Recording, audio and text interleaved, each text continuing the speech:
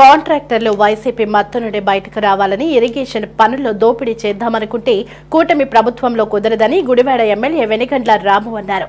నందివాడ మండలంలోని Dosapadu channel కాలువను MLA రాము పరిశీలించారు.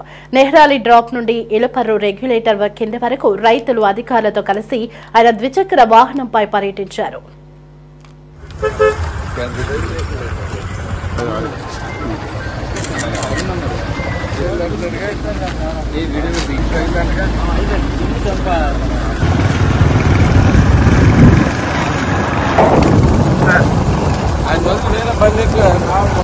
ఈరోజు పంట కాలువలో డ్రైనేజీలు సిస్టమ్స్ ఎలా ఉన్నాయనేది చూస్తానికి ఇవాళ పర్యటన చేపట్టాం.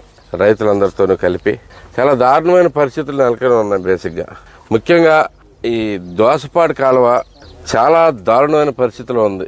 అది గత ఆగస్టులోనే జూలై ఆగస్టులోనే ఒక కాంట్రాక్ట్స్ పిలిపించారు. దీన్ని ఏంటి తూడు తీయటానికి మొత్తం క్లియర్ చేయటానికి. అది కాంట్రాక్ట్ పిలిపించారు కానీ ఏమాత్రం సరిగ్గా జరగలేదు. ఇక్కడ ఏంటంటే మొత్తం తూడు కాలువ మొత్తం పట్టేసి ఉంది. సడన్గా వాటర్ వచ్చినప్పుడు కొద్దిగా అందినంత లెక్క కొద్దిగా తీయటము, మళ్ళీ అది కాలం అయిపోయి 4 రోజుల కల్లా ఆ తూడు మొత్తం కాలం మొత్తం కమ్మేయటం జరుగుతూ ఉంది. ఏ రోజు కూడా పూర్తిగా తీసిన పాపం లేదు. కింద రైతులకేమో ఎక్కడ ఒక చుక్క నీళ్లు కూడా అందట్లేదు. రకరకాల ప్రాబ్లమ్స్ దీనివల్ల వస్తూ ఉన్నాయి. కాంట్రాక్టర్స్ అందరూ అలవాటు పడిపోయి ఉన్నారు. వైసీపీ హాయంలో లెస్లు వేసేసుకుంటాం, ఏమీ చేయాల్సిన అవసరం లేకుండా మొత్తం అంతా బొక్కలు వేసుకుంటాం సరిపోతుంది. ఇలాంటి ఆలోచనలకు స్వస్తి చెప్పాలి.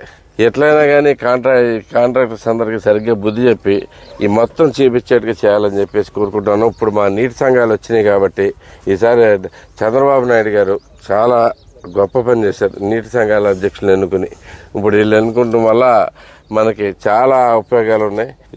ఇప్పుడు ఎవరికి వాళ్లే చేయాలి, వాళ్లే బాధ్యులు అవుతారు, రైతులే బాధ్యతలు అవుతారు. కాబట్టి వాళ్ళు తప్పకుండా దీన్ని పరిష్కరించి క్లియర్ చేసుకుంటారని చూస్తాను. అంతేకాకుండా ఈ నందివాడ మండలం చాలా రకాలుగా దెబ్బతింది.